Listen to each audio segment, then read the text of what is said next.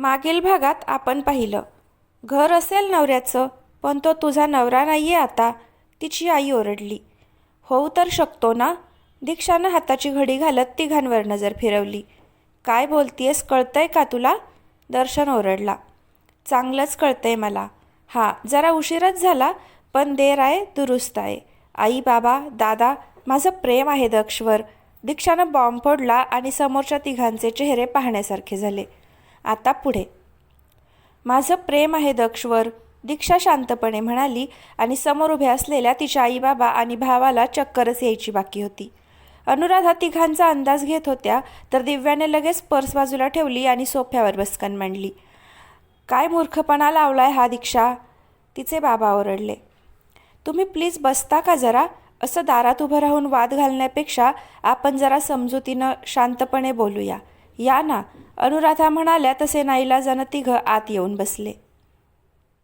दिव्या, जरा चहा पाण्याचं बघ, त्या म्हणाल्या तशी दिव्या उठली. आम्ही इकडे पाहुणचारासाठी आलेलो नाही आहोत ताई, दीक्षाची आई म्हणाली. मान्य आहे, पण मला असं वाटतंय की आतताईपणा करण्यापेक्षा एकदा दीक्षाला काय म्हणायचे ते ऐकून घ्या, अनुराधा म्हणाल्या. बरोबर आहे आईंचं, दीक्षा म्हणाली. काय बरोबर आहे? काल आलीस आणि लगेचच कारखानिसांची भाषा बोलायला लागलीस की तू. आणि काय गं हे प्रेम वगैरे, आत्ता बरं आठवलं तुला? अहो, आठवतंय ना, तुम्हाला दर्शन सांगत होता, हा दक्ष सारखा बँगलोरला जात असतो, त्यानंच फितवलं असेल दीक्षाला, दीक्षाची आई संतनली.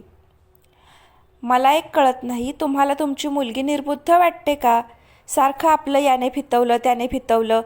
दक्षवर आळ घेण्याआधी माझं म्हणणं ऐकून घ्या, दीक्षा वैतागली.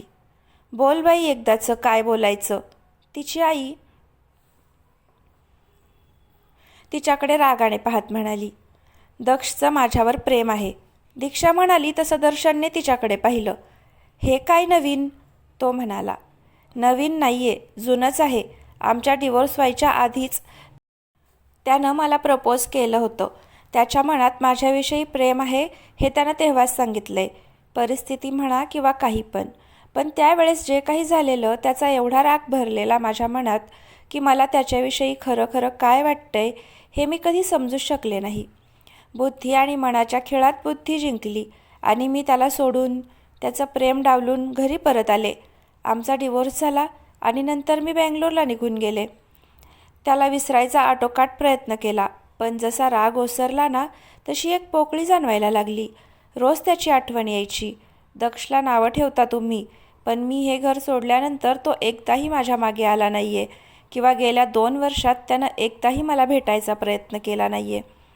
त्या दिवशी योगायोगानं आम्ही समोरासमोर आलो आणि तेव्हा मला रिअलाईज झालं की ज्या भावना मनात दाबून मी बसली आहे ते माझं त्याच्यावरचं प्रेम आहे. आय लव्ह हिम. लवकरच मी त्याला माझ्या फिलिंग्स सांगणार आहे, दीक्षा म्हणाली. मूर्ख मुली, दर्शन रागात उठला. दर्शन, सुधाकरराव म्हणाले. तसा तो जरासा शांत झाला. दीक्षा, जे झालं होतं त्यानंतर तुला आणि आपल्या फॅमिलीला किती त्रास सहन करावा लागला आहे माहिती आहे तुला. तुमचं असं अचानक झालं लग्न तेव्हा लोकांनी 10 सवाल केले, काय काय नाही ऐकलंय आम्ही, पण तेव्हा आम्ही गप्प बसलो. एक दिवस तू आलीस आणि म्हणालीस त्यानं एका गैरसमजापायी तुझ्याशी लग्न केलं, तेव्हाही तुझ्या बाजूने विचार करून आम्ही तुमचा डिवोर्स करून दिला. आता परत तूच म्हणतीयस तुला तो आवडतो, प्रेम आहे तुझं, भाऊला भाऊलीचा खेळ वाटतो हा तुला, सुधाकरराव चिडून म्हणाले. मी चुकले, मी मान्य करते. माझ्या मनातलं त्याच्याविषयीचं प्रेम कुठेतरी दबलं होतं बाबा, पण आता रिअलाईज झालंय मला की मी त्याच्याशिवाय कोणाचाच विचार करू शकत नाही. मान्य आहे की तेव्हा तो जे काही वागला त्याने सगळ्यांनाच त्रास झाला, पण बाबा त्या क्षणी त्याला त्याची चूक समजली त्या क्षणापासून तितकंच गिल्ट पाहिलंय मी त्याच्या डोळ्यात. मी त्याची वकिली करत नाहीये, पण जे आहे ते आहे. कोणी दुसरा असता तर वाटेल तसं वागून मोकळा झाला असता, पण दक्षने माझ्या मर्जीविरुद्ध कधीच मला स्पर्श केला नाही की कधी माझा गैरफायदा घेण्याचा प्रयत्न केला नाही.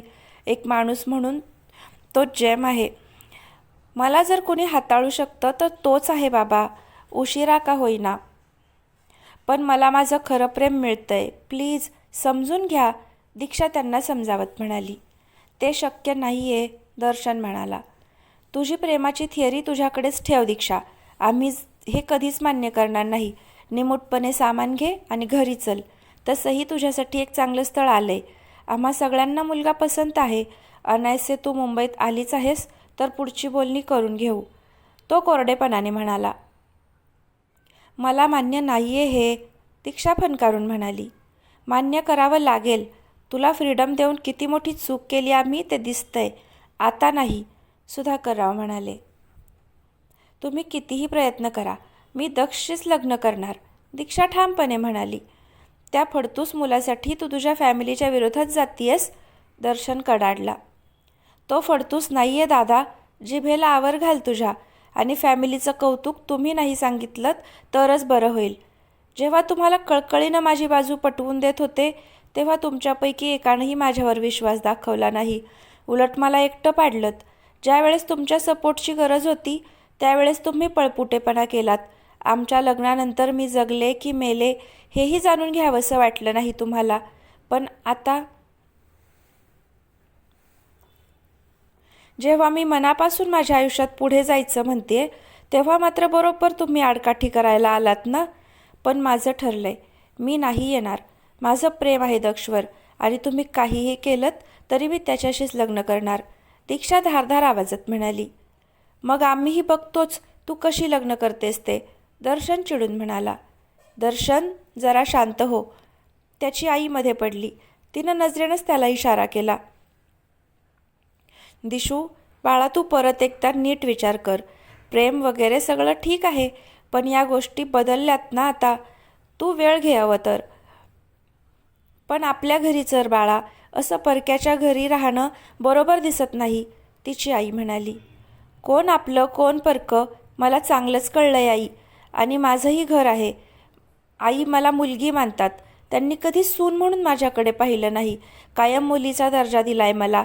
ज्यावेळेस सत्य समोर आलं त्यावेळेस सगळ्यात जास्त त्यांनी समजून घेतलंय मला. दक्ष मुलगा असूनही त्यांनी माझी साथ दिली. माझ्यासाठी त्यांनी स्वतःच्या मुलावर हात उचलला. नाही आई, मी नाही येणार घरी, दीक्षा करारी आवाजात म्हणाली. आता तूच तुझ्या मर्जीनं वागायचं ठरवलंयस तर काय बोलायचं.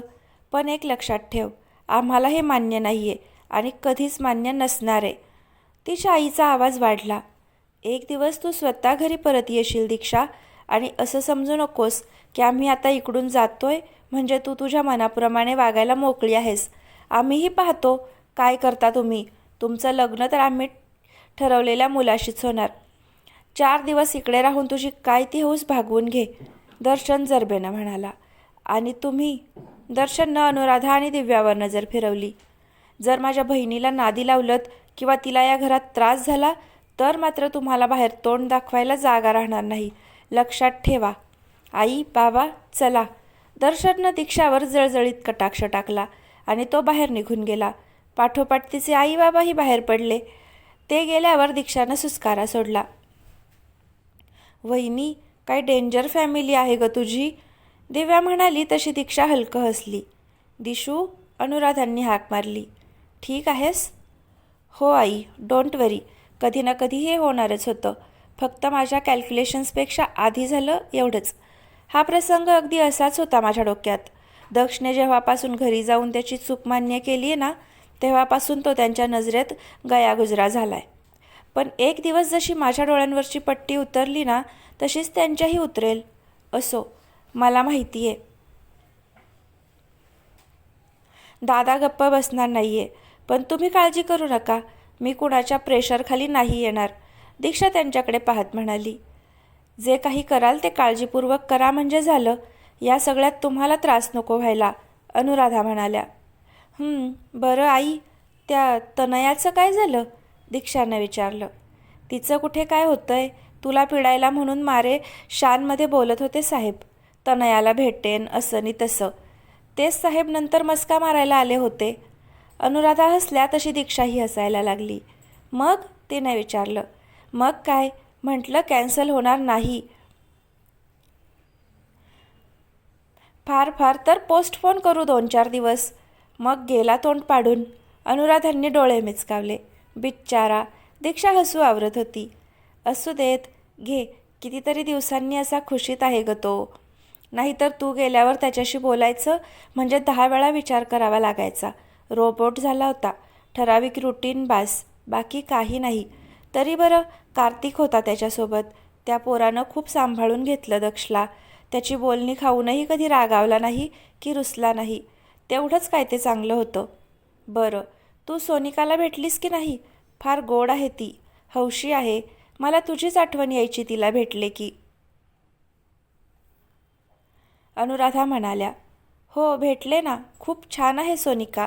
कार्तिक आणि तिची जोडी कमाल दिसते. गुणी आहे माझा कार्तिक. माझ्या 2 बहिणी पण दोघींची मुलं म्हणजे 2 टोकं बघ. नितीनबद्दल तर बोलण्यासारखं काहीच नाही आहे. कार्तिक लहानपणापासून त्या मानानं गरीब स्वभावाचा. गावाकडे वाढला. तो 12वीत असताना आम्ही त्याला घरी घेऊन आलो. त्याच्या वडिलांची तब्येत नरम असायची. त्याचं पुढचं शिक्षण इकडेच झालं. दक्ष कार्तिक म्हणजे अगदी ढवळ्यापावळ्याची जोडी.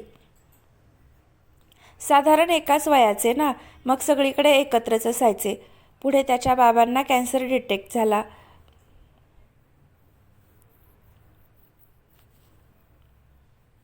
आणि मग तनुजा इकडे शिफ्ट झाली. दक्ष US ला गेला तेव्हा आमची इच्छा होती कार्तिकनंही जावं, पण त्याला इकडेच राहायचं होतं. शिक्षण पूर्ण झाल्यावर दिग्विजयनं त्याला ऑफिस जॉईन करायला लावलं. दिग्विजयला मानायचा तोही.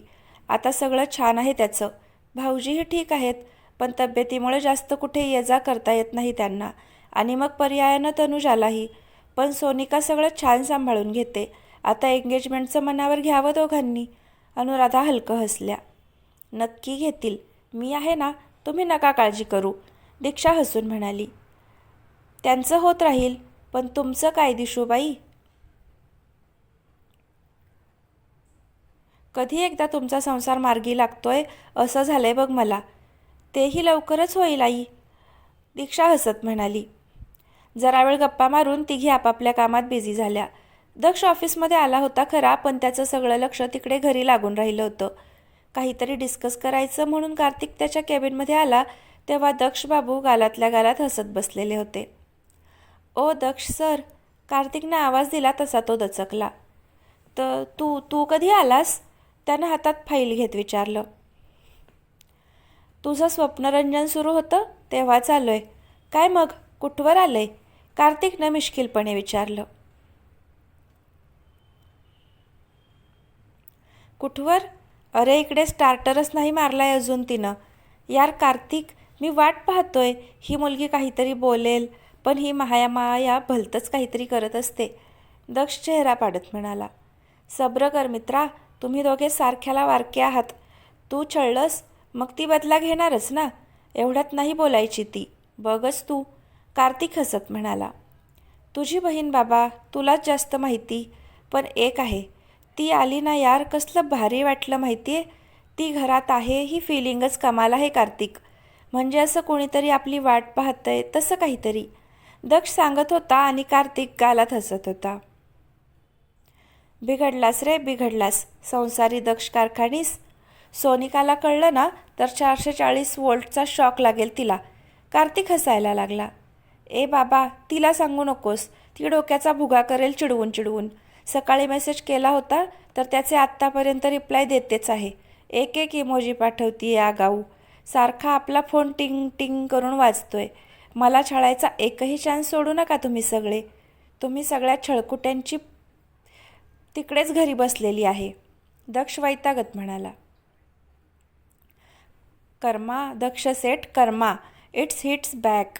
तू जेवढं पिडलंयस ना सगळ्यांना, आता त्याची फळं भोगायला तयार हो, कार्तिक भोया उंचावत म्हणाला. घाबरवू नकोस साल्या. परत ते जाऊ देत, त्या प्रोजेक्ट मॅनेजरचं काय झालं? कॅन्डिडेट्स आहेत का? दक्षने विचारलं. आपली HR टीम लागली आहे कामाला, पण मनासारखा कॅन्डिडेट मिळत नाही आहे. दक्ष, आपण दीक्षाला विचारलं तर? आय मीन तिची प्रोफाईल सिमिलरच आहे ना. काय वाटतं तुला? कार्तिकने विचारलं. आयडिया बुरा नाही आहे, but I am not sure. म्हणजे तिचं ऑनगोईंग प्रोजेक्ट सोडून ती रिझाईन करू शकते की काय नाही वगैरे पाहावं लागेल. परत तिचा नोटीस पिरियड वगैरे.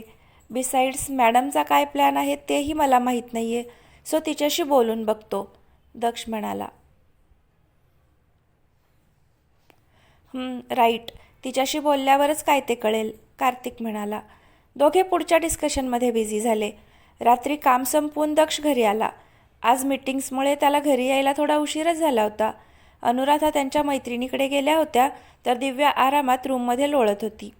दक्षची नजर मात्र दीक्षाला शोधत होती. दिव्या, तो तिच्या रूममध्ये डोकावला. बोला. दिशू, त्यानं विचारलं. कॉलवर आहे, बाजूच्या रूममध्ये बसली आहे, तिनं सांगितलं. ओके. याच्या जीवात जीव आला. रूममध्ये जाऊन फ्रेश होतो की नाही तोच त्याचा फोन वाजला.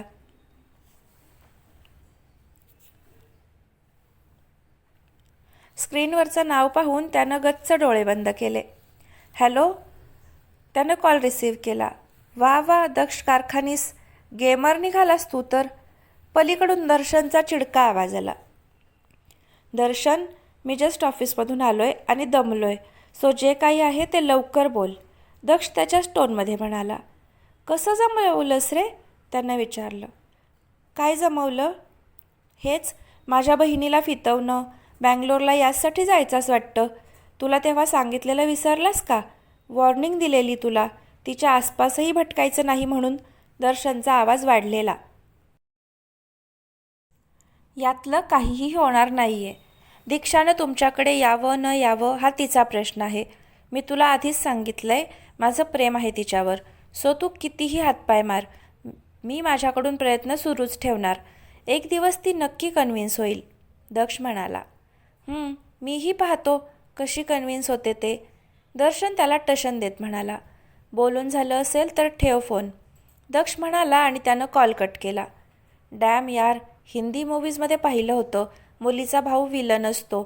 इकडे तर फुल पॅकेज डील आहे, दर्शन अँड फॅमिली. त्यानं सुस्कारा सोडला आणि बाल्कनीमध्ये जाऊन बसला. घ्या कारखानीस साहेब, कॉफी डोसा. आवाज आला तसं त्यानं चमकून वर पाहिलं. दीक्षा हसत त्याच्या समोर उभी होती. नकोय मला, दक्ष मुद्दाम म्हणाला. देवा, बरा आहेस ना तू? तिनं ट्रे खाली ठेवला आणि त्याच्याजवळ आली. त्यानं कपाळावर हात ठेवत तिनं त्याला चेक केलं. ताप तर नाही आहे. काय रे, येताना पिंपळाच्या झाडाखाली फॉल्ट घेतला होतास का? दीक्षानं मिश्किल हसत विचारलं. काहीही. मला वाटलं काही झपाटलं वगैरे की काय एखाद्या हडळीनं. चक्क कॉफीला नाही म्हणतोयस तू, दीक्षा त्याला चिडवत म्हणाली. तसं त्यासाठी पिंपळाचं झाड कशाला पाहिजे? इकडे चेटकीन, हडळ, राक्षसी, जखीन सारं काही तूच तर आहेस दिशू. तू झपाटलंस तर जास्त आवडेल मला, दक्ष खट्याळपणे तिच्याकडे पाहत म्हणाला. जा तिकडं, खवीस कुठला, दीक्षानं त्याच्या हातावर मारलं. बाय द वे, कशी झाली तनयासोबत डेट? तिनं खुदुखुदू हसत विचारलं. सुपर, आता डायरेक्ट लग्नाचीच मागणी घालावी असा विचार करतोय, दक्ष हसत म्हणाला. अरे वा, प्रगती आहे की, दीक्षानं डोळे मिचकावले. हो मग, आता तू तुझा इरादा बदललास तर विचार करावा लागेल, दक्ष तिच्याकडे पाहत म्हणाला. कसला विचार? दीक्षानं विचारलं. तुला चालेल ना तनया सवत म्हणून? आपल्याकडे एक्स्ट्रा रूम्स आहेत, दोघी ॲडजस्ट व्हाल, मज्जाच मज्जा, दक्ष फिदी हसत म्हणाला. डॅमचा आहेस तू एक नंबरचा, झोलूराम, निर्लज्ज, निगरगट्ट, गेंडा, दीक्षा सुरू झाली. अरे हे बरं आहे, मी विषय काढलाय का? तूच कुचकटासारखं विचारलंस मला तनयासोबत डेट कशी झाली, दक्ष तोंड वेंगाडत म्हणाला. असू दे, दीक्षानं नाक मुरडलं. बाय द वे, तुझ्या बॉडीगार्डचा फोन आलेला, कोकलत होता माझ्या नावानं. मी तुला फूस लावली असा आरोप केलाय त्यानं. 4 दिवसात तुला हकलायला सांगितले, दक्ष म्हणाला. त्याला सांगा जास्त उडू नकोस म्हणून, ते तर तुझा भाऊ आहे म्हणून मी गप्प बसतोय, नाहीतर. बाहुबली कारखानीस, काम डाऊन, त्याला जे सांगायचं आहे ते सांगितलंय मी, दीक्षा म्हणाली. हो तर सगळ्यांना सांग तू, आई, दिव्या, नाथा, काका, दर्शन.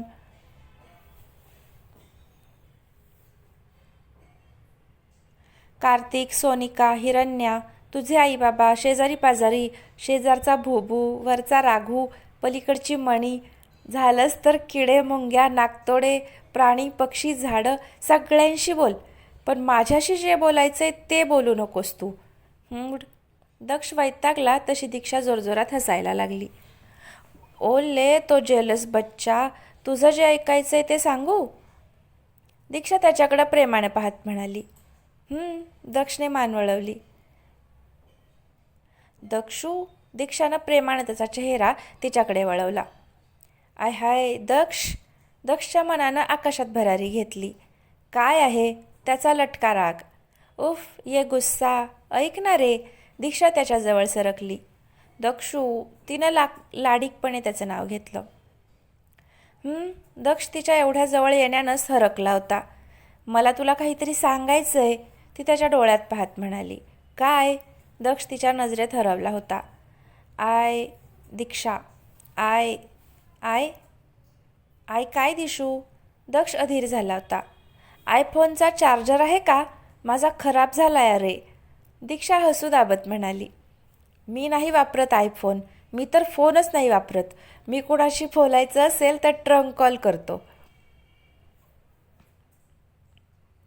नाहीतर पत्र पाठवतो. अगदीच अर्जंट असेल तर तार पाठवतो. अजून काही? दक्ष फ्रस्ट्रेशनमध्ये बडबडत सुटला होता आणि दीक्षाला त्याचं जाम हसू येत होतं. अरे किती तो त्रागा, ती हसू आवरत म्हणाली. तिचा फोन वाजला. स्क्रीनवर अननोन नंबर होता. हॅलो. तिनं फोन कॉल रिसीव्ह केला. दीक्षा, पलीकडून पुरुषी आवाज आला. येस, कोण बोलतंय? तिनं विचारलं. हाय, मी अवनीश सरदेसाई. ॲक्च्युली दर्शनने तुझा नंबर दिला. यू नो ना, आपल्या फॅमिलीज आपल्या लग्नाचा विचार करतायत.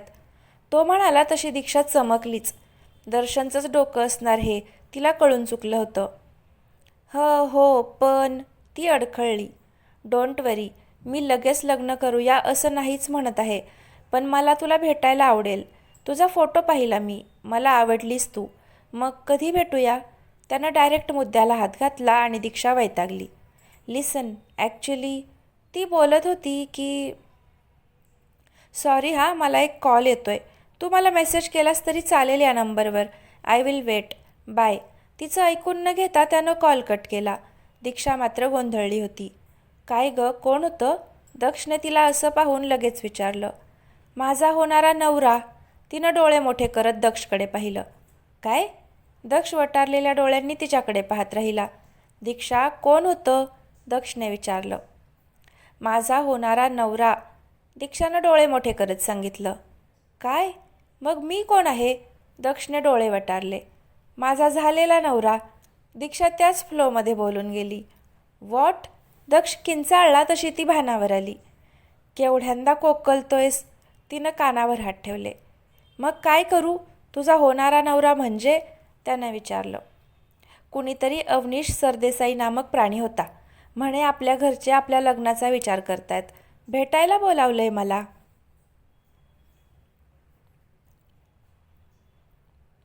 दीक्षानं सांगितलं. काय? आणि तू जाणार आहेस? हायपर दक्ष बाबा बोलले. माहीत नाही. दीक्षानं खांदे उडवले. ओय, माहीत नाही काय?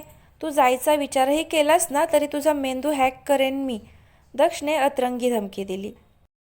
शी, काहीही काय, निदान धमकी तरी चांगली दे. दीक्षा वैतागली.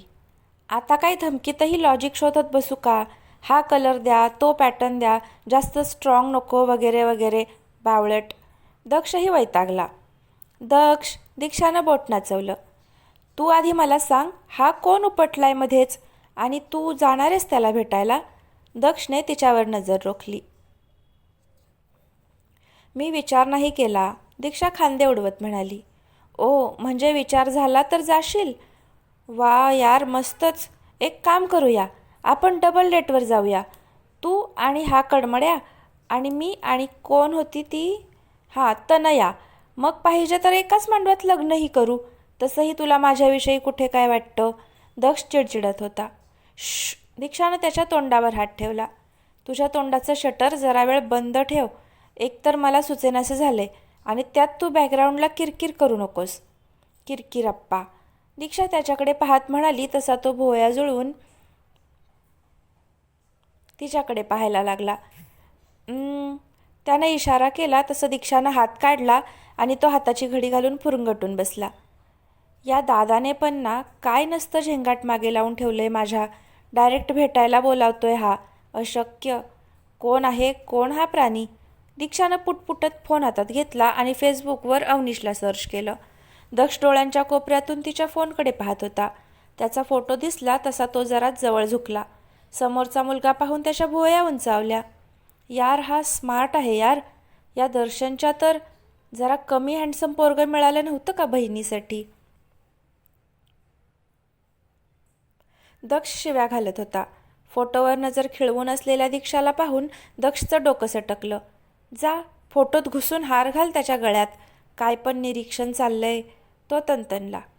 दीक्षाला हसायला येत होतं. ती तर फक्त त्याच्या फोटोकडे पाहत काही रेफरन्स मिळतोय का ते पाहत होती.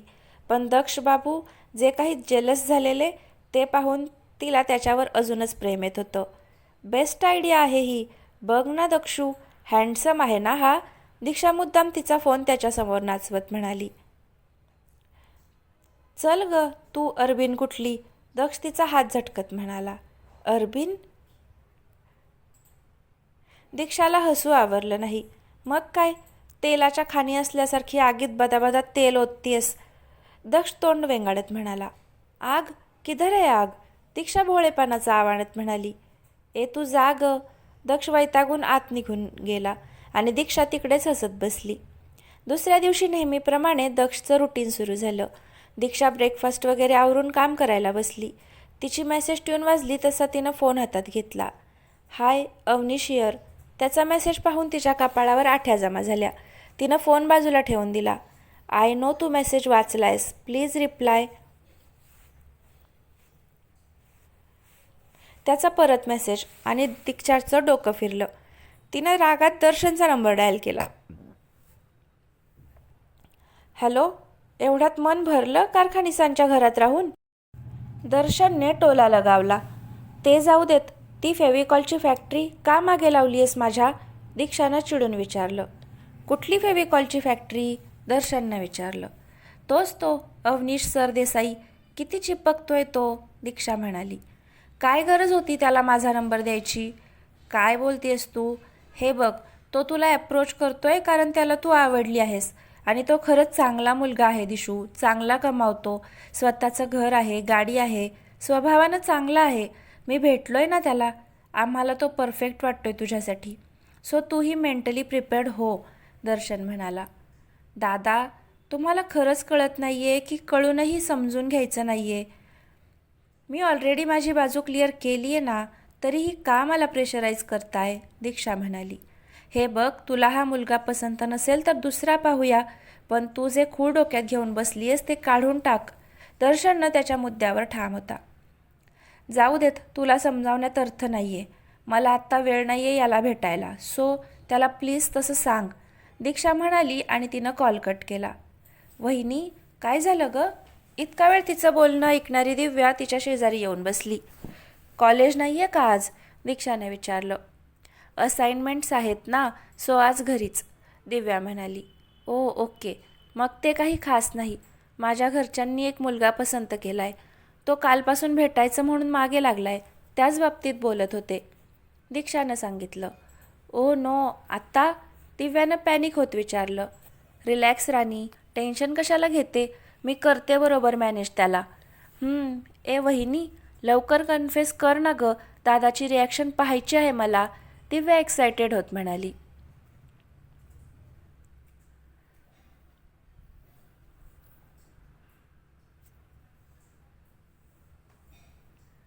दिव्या, जरा धीर धर ना बाळा. आमचं कन्फेशन स्पेशल झालं पाहिजे की नाही? मग अशी घाई करून कसं चालेल? Have patience. तुझ्या दादाकडे बघ किती पेशन्स आहेत, दीक्षा हसू दाबत म्हणाली.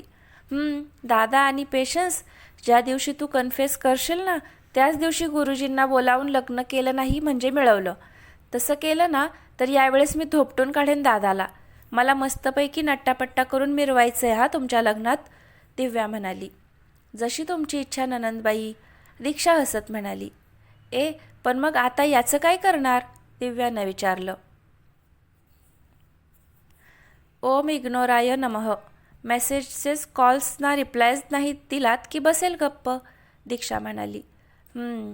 बरं चल, मी पळते. दिव्या आवरायला पळाली आणि दीक्षा कामात व्यस्त झाली. दिवसभरात रेग्युलर इंटरवलने अविनाशचे मेसेजेस येत होते. ज्यांचा रिप्लाय करणं दीक्षानं कटाक्षानं टाळलं होतं. संध्याकाळनंतर मेसेजेस येणं बंद झालं तेव्हा कुठे तिला समाधान मिळालं.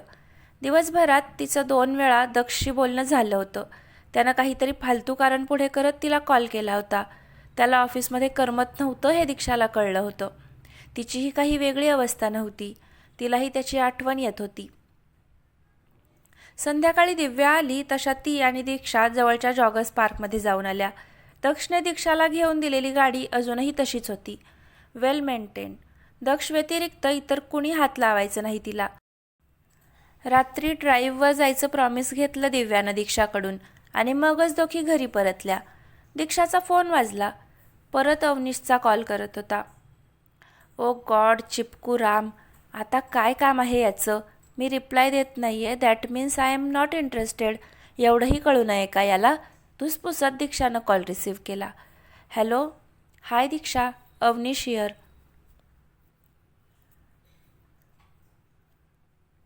पलीकडून तो म्हणाला. बोल, दीक्षा निर्विकार चेहऱ्यानं म्हणाली. तू दिवसभरात माझ्या एकाही मेसेजचा रिप्लाय नाही दिलास. याला तुझा इग्नोरन्स समजू की जेन्युइनिटी? त्यानं जरा तिरकसपणे विचारलं. बिझी होते, दीक्षानं जेवढ्याच तेवढं उत्तर दिलं. Oh no problem, I can understand. By the way, मी तुझ्याच एरियात होतो. You mind if you meet up for a coffee?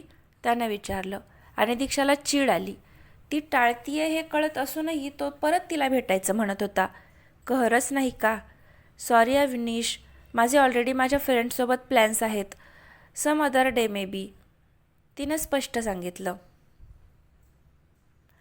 Okay, no issues, take care. Oh yes, आपण फोनवर तरी बोलू शकतो ना? त्यानं विचारलं. दिशू, बाहेरून अनुराधांचा आवाज आला. आले, तिनं सांगितलं. Sorry, I have to go. त्याचं बोलणं ऐकण्याआधीच तिनं कॉल कट केला आणि फोन बाजूला टाकला. कुठून येतात हे नमुने? स्वतःशीच बडबडत दीक्षा खाली निघून गेली. दक्ष नेहमीच्या वेळेस घरी आला. दिव्या आणि दीक्षाची काहीतरी बडबड सुरू होती. कसलं तरी महन डिस्कशन चाललं होतं. दोघी हातवारे करत बडबडत होत्या. दक्षला हसू आलं. आई ग, सच अ हेक्टिक डे. जरा मस्त कॉफी मिळाली असती तर. धाडकन सोफ्यावर पडत दक्ष म्हणाला. पण समोरची पार्टी बिझीच की. अजून कॉफी मिळाली असती तर गरम गरम, दक्ष जरा मोठ्या आवाजात म्हणाला. तर फ्रेंड्स, आजचा भाग कसा वाटला नक्की कमेंट करून सांगा. जर आवडला तर लाईक करा आणि पुढचे भाग पाहण्यासाठी आत्ताच चॅनलला सबस्क्राईब नक्की करा. धन्यवाद.